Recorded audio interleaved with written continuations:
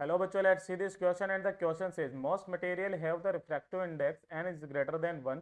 So when a light ray from air enter a neutrally occurring material, then by Snell's law sin theta 1 divided by sin theta 2 is equal to n2 by n1, it is understood that the reflected ray है ना refracted ray bends towards the normal, but it never emerges on the same side of the normal as the incident ray. Okay, according to the electromagnetism, the refractive index of the medium is given by the relation n equals to c by c by v होता है हमारे पास में.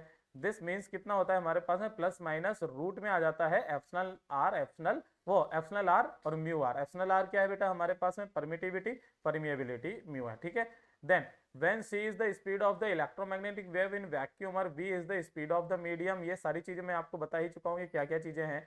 In normal material both epsilon r and mu r are positive, applying positive n for the medium.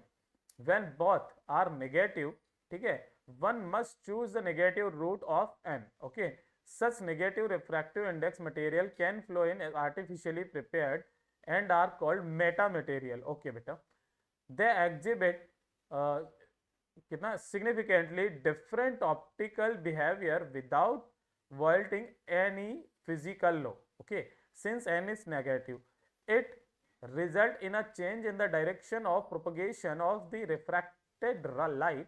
However, similar to the normal material, the frequency of the light remains unchanged upon refraction even in metamaterial. Okay, 2012 का question है, हमें इसमें से correct statement choose करना है. So the speed of light in metamaterial is this, speed of light in metamaterial is this. तो देखिए ध्यान से बेटा, सबसे पहले तो मैं स्पीड ऑफ लाइट बता देता हूँ.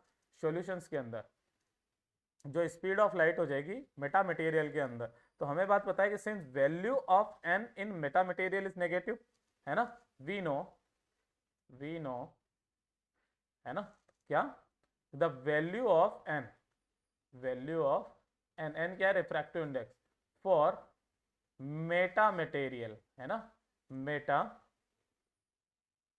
मटेरियल्स, है ना, इज नेगेटिव, है ना, नेगेटिव. तो हमें इनका क्या लेना पड़ेगा बेटा, मोड लेना पड़ेगा. इट मीन्स जो वेलोसिटी हो जाएगी वो कितना हो जाएगा, c बाई एन का मोड. तो जो हमारे पास में b है ना, ये वाला करेक्ट हो जाएगा. बाकी तो ये गलत हो गया. The wavelength of the light in metamaterial lambda m is given by this. तो ये वाला भी गलत है क्योंकि ये वाला भी फॉर्मूला नहीं आएगा क्योंकि हमारे पास में ये है ना बेटा. ठीक है, तो जो हमारे पास में है केवल ऑप्शन बी हमारा करेक्ट आंसर हो जाएगा. तो चलिए इसको हाईलाइट कर देते हैं, B is our correct answer.